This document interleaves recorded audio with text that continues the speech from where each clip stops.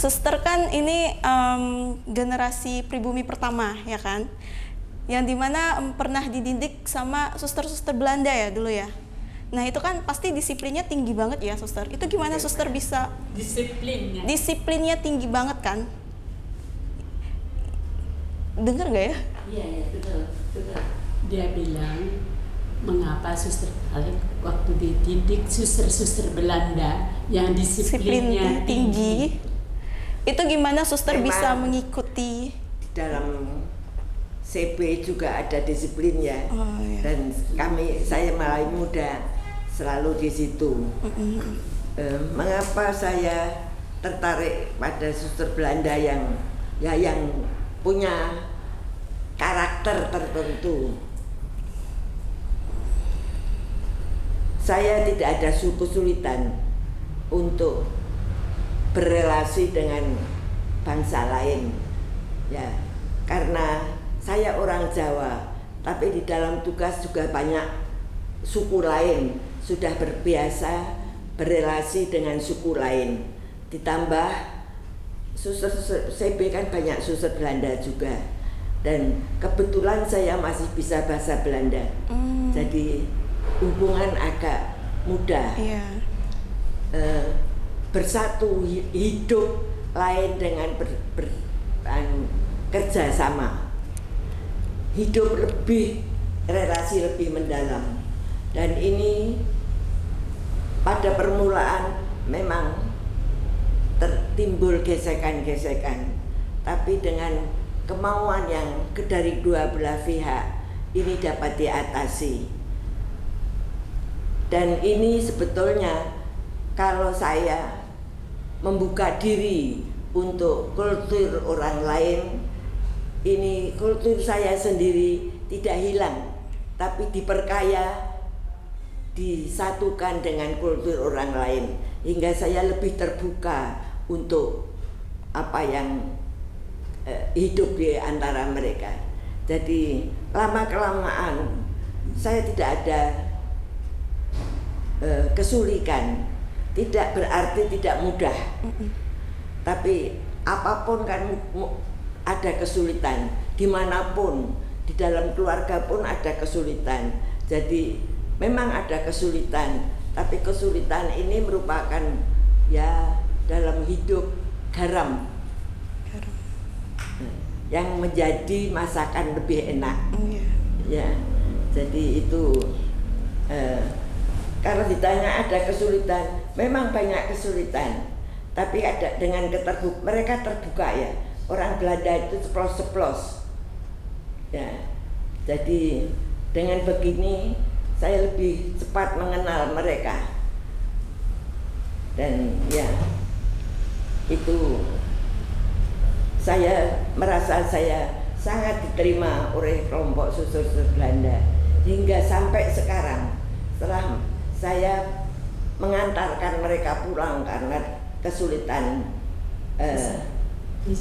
izin di Indonesia, dan saya senang dapat mengantarkan mereka dengan hingga mereka bisa berangkat dengan damai, meninggalkan ya hidup mereka di Indonesia yang mereka cintai juga. Sampai sekarang hubungan dengan suster-suster Belanda tidak hilang.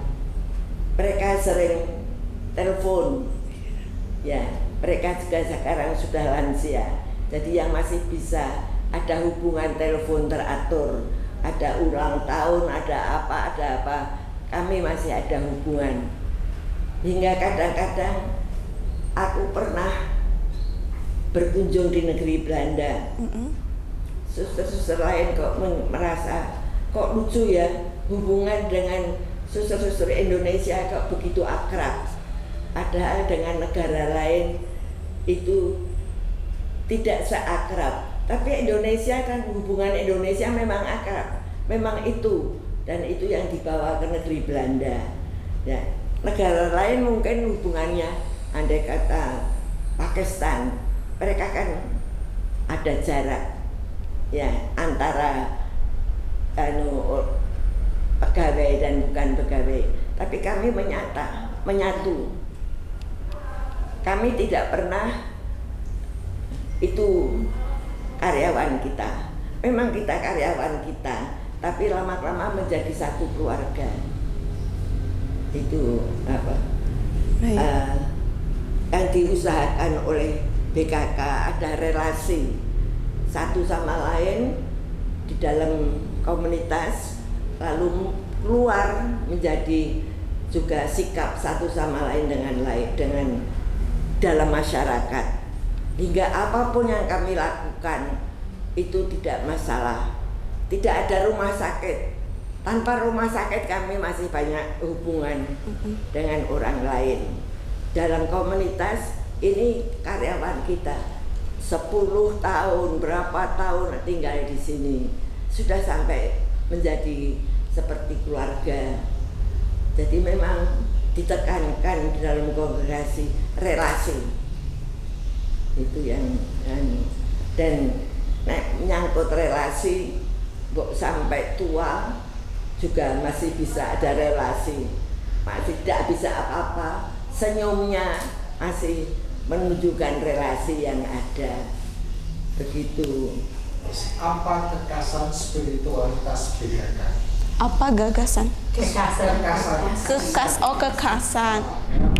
Saya mau tanya Sus, apa kekasan spiritualitas dari BKK? Kekhasan selain kekhasan umum sebagai religius, mulai permulaan Muder Dengel mendirikan kongregasi ini. Pendiri kita adalah Muder Dengel. Muder Dengel orang Austria. Dia mendirikan kita untuk mengusahakan kesembuhan, dan kesembuhan itu dulu dihayati dalam rumah sakit. Tapi setelah ada kebutuhan lain yang juga menyangkut kesembuhan kita dan keluarga kita, komunitas kita, kelompok kita tidak begitu besar, kita memilih yang bukan rumah sakit. Karena rumah sakit membutuhkan tenaga banyak, membutuhkan segala-galanya yang kami tidak akan dapat memberikan. Jadi kalau sekarang kami masih punya satu rumah sakit di Parepare, dan ada Asper juga di situ. Jadi ya hingga waktu kami keluar dari rumah sakit, kami menyerahkan ini kepada OSF. Sebetulnya rumah sakit itu bukan milik, ya secara resmi memang milik kita, tapi pada waktu itu Belanda tidak boleh mempunyai pemilikan, hingga rumah sakit ini atas nama keuskupan. Jadi waktu kami pergi dari menyerahkan ini, kami serahkan ini kepada keuskupan, karena memang secara resmi bukan kepunyaan kita. Lalu keuskupan memberikan kepada OSF. Ya. Apa yang membuat saya terkesan di dalam hidup sebagai BKK? Iya. Ya, hingga saya bertahan ya. Iya, sampai saat ini. Saya melihat atau mengalami bahwa BKK itu berusaha untuk tanggap akan kebutuhan apapun, ya itu lebih-lebih kebutuhan kepada orang kecil. Maka dari itu kami sampai ke Ketapang, sampai ke Kalimantan sebelum ada komunikasi, transportasi, kami sudah ke sana karena kami melihat ada kebutuhan. Dan justru karena kongregasi ini kecil, ini lebih mudah, lebih fleksibel. Kalau kongregasi besar harus memikirkan ya ada ini harus ditinggalkan, ini harus diatur. Kalau kongregasi kecil itu lebih gampang untuk menanggapi kebutuhan yang ada.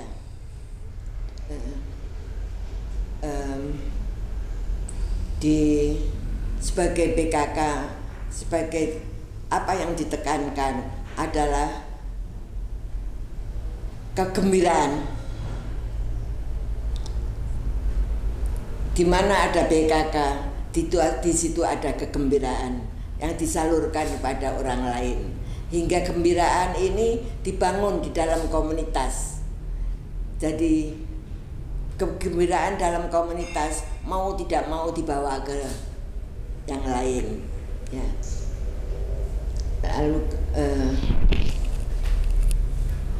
yang saya adalah juga kesederhanaan, terima apa adanya. Saya bukan dari orang kota, saya dari orang desa, tetapi tidak ada kesulitan untuk menyesuaikan dengan iklim Belanda waktu itu, ya. Pada permulaan kami gesekan, tapi kalau kami mencoba untuk terbuka itu tidak. Jadi kesetiaan kepada orang kecil, kegembiraan, kesederhanaan, dan tanggap akan kebutuhan yang ada. Memang nama itu mulai dulu, lahir kasih nama itu ya, karya kesehatan. Dalam perkembangan zaman BKK kesehatan itu juga tidak hanya rumah sakit. Kesehatan, arti kesehatan itu meluas. Semua yang membutuhkan penyembuhan itu termasuk BKK, termasuk kesehatan. Jadi kami sudah tidak mengubah nama lagi, dan ternyata juga arti kesehatan di mana-mana sudah berubah. Kami permulaan tidak pernah memilih hanya yang bidang kesehatan. Karena apa? Meskipun dulu masih punya rumah sakit tidak hanya membutuhkan kesehatan. Di situ ada orang yang bisa masyarakat, ada bisa administrasi, membutuhkan orang yang masak dan segala macam. Tapi kita tidak pernah memisahkan ini kesehatan, ada bidang kesehatan atau tidak. Dan kalau masuk sudah diberitahu masuk untuk apa. Kalau saya mau jadi dokter, oh maaf ya, baik kalau ada potensi itu akan tapi tidak bisa saya hanya mau, karena kita harus lebih luas menanggapi kebutuhan yang ada. Waktu di Ketapang itu juga ada kelompok yang terdiri dari macam-macam. Ada dokter, ada perawat, ada yang di rumah tangga, dan segala macam. Ada yang masuk di desa-desa. Tapi ini merupakan STEAM, dan mulai permulaan kita tidak pernah mengisahkan masuk biara harus dalam bidang kesehatan. Kebetulan kami dia juga tidak dalam bidang kesehatan. Susterku kebetulan itu dalam bidang kesehatan, tapi yang lain yang sakit itu dalam bidang kesehatan. Tapi ya, siapa yang tertarik, terpanggil untuk mewartakan kabar gembira, menanggapi kebutuhan yang ada, ya oke. Hanya tidak bisa saya hanya. Itu harus ada keterbukaan, kerelaan untuk kebutuhan umum. Karena sudah terbiasa dalam komunitas Jawa ini, tidak hanya orang Jawa, kan juga sudah kulturnya sudah ada campuran. Hingga masuk Serana, saya tidak meraya, oh dia orang Ketapang, dia orang Kalimantan, dia saudaraku. Ya, jadi aku tidak ada kesulitan untuk ambil jarak dari orang Ketapang. Dan ya mereka yang lama di sana ada hubungan yang baik juga dengan orang Kalimantan. Berarti kita sudah menyatu dimanapun kita berada. Tahun berapa suster ke Ketapang masih ingat nggak? Tahun berapa, Gus? 1974 saya mulai keliling-keliling. Tapi sebenarnya bukan Ketapang, Tumbang Titi dan Tanjung. Kalau Ketapang itu hanya Kota transit. Oh, Dari Ketapang masuk Tumbang Titi, Titi. masuk Tanjung. itu masih pakai Ya, AC perahu. Ya, bermalam di sungai. Nah, kecapur sebagai suster orang Jawa kan nggak pernah jalan Naik sinting. ya. Tidak pernah naik. gimana itu suster rasanya naik perahu? Padahal kan di Jawa nggak pernah kan naik perahu? Nggak pernah. Iya, itu gimana? Senang saja. Seneng. Pengalaman baru. Ya, masih muda, ada pengalaman baru ya seneng. Itu Dan- rombongan sama suster-suster BKK lainnya gitu? Enggak. Oh, sendiri-sendiri. Kalau dalam perahu biasanya kami sendiri atau paling berdua. Tapi ya bersama pedagang-pedagang orang pedagang karet dan segala macam ada di situ. Maka ya apa yang mereka sajikan. Jadi kami tidak pernah membawa makanan khusus. Makanan yang kami bawa ya kami semua. Mereka yang masak ya kita santap bersama. Tapi betul diusahakan bahwa itu perahu itu ya menjadi komunitas kecil. Dan tidak apa-apa. Kita tidur di situ juga. Karena biasanya menginap. Bermalam di jalan. Bermalam di perahu. Jadi mereka jalan terus. Siapa yang tidak ada petugas ya tidur di situ. Kadang-kadang menginap di darat. Di darat. Kalau ada tempat di mana mereka bisa menginap. Berapa lama? Sehari semalam. Berapa lama itu suster perjalanan dari Ketapang ke Tanjung sampai harus menginap di perahu itu berapa lama?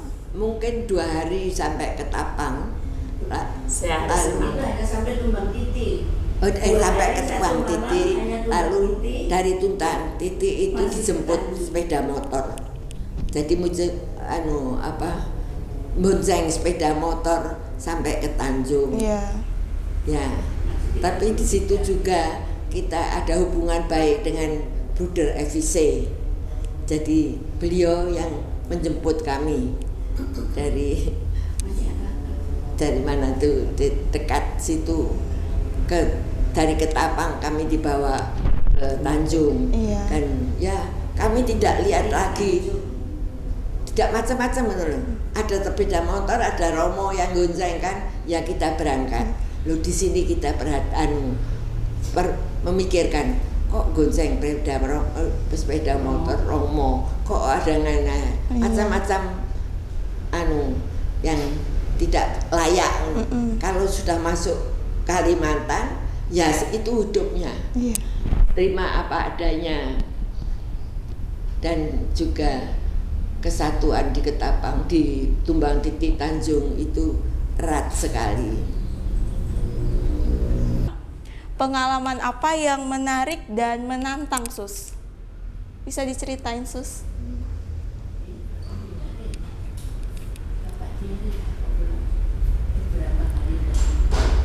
Bagi saya, kami harus tetap berusaha untuk terbuka dengan perkembangan zaman dan menjawab perkembangan zaman itu dengan hidup kami. Jadi tidak bisa sekarang zamannya begini kita masih hidup dalam iklim 10 tahun yang lalu, tidak bisa. Dan itu harus tanggap. harus menguasai perkembangan yang ada. Jadi kita tidak bisa hidup sendiri-sendiri, ya toh ada dokumen dari kongregasi, oke, tapi dokumen dari kongregasi itu diwujudkan dalam keadaan yang ada.